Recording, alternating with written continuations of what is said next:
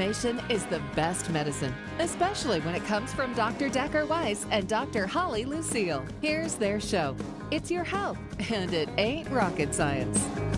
All right, live your life with health and with bliss with chocolate. Can it be done? Oh, man, I got to tell you, besides alcohol, caffeine, coffee, I should say, and chocolate, there are the studies are piling up, and we're indexing them on the health benefits of compounds, particularly compounds in these substances. But let's talk about chocolate. Top 10 reasons to eat it. Now, these are health reasons, because I can tell you top 10 reasons why I think people should eat it. But there are some pretty darn good benefits of a cornucopia, I should say, of beneficial compounds in chocolate. Yeah, there is. And we're not talking about white chocolate made of wax and sugar.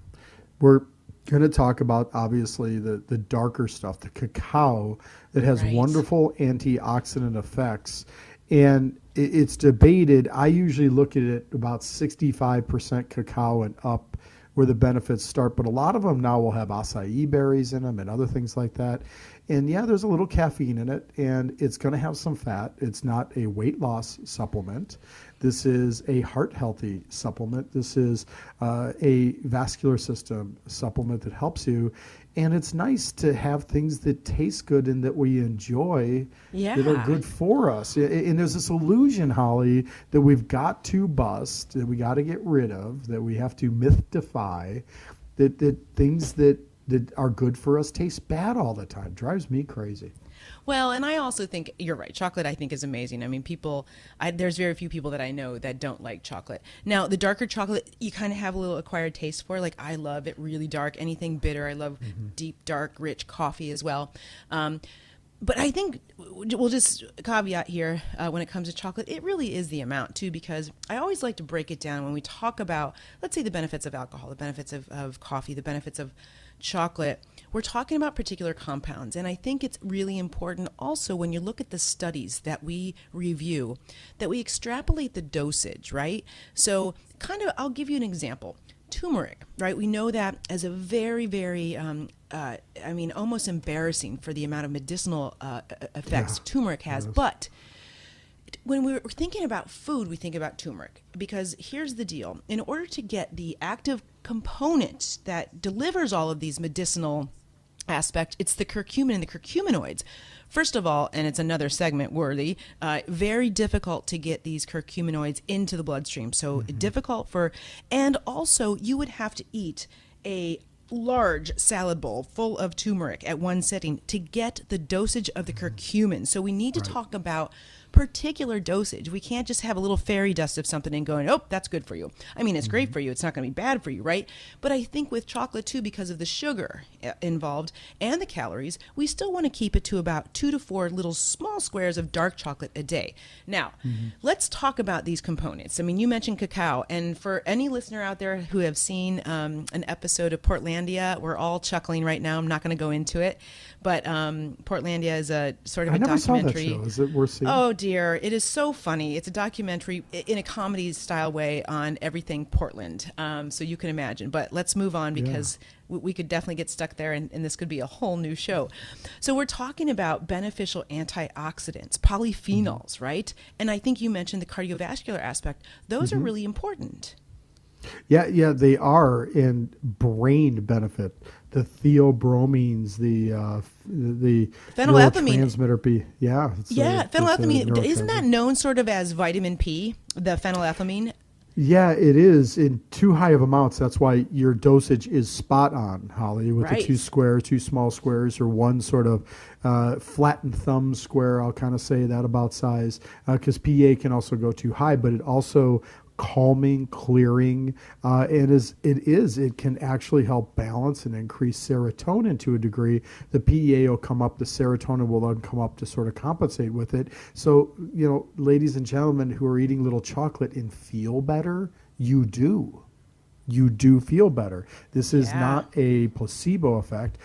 Here's a weird one out of Italy. You gotta love the Italians in research for diabetes prevention.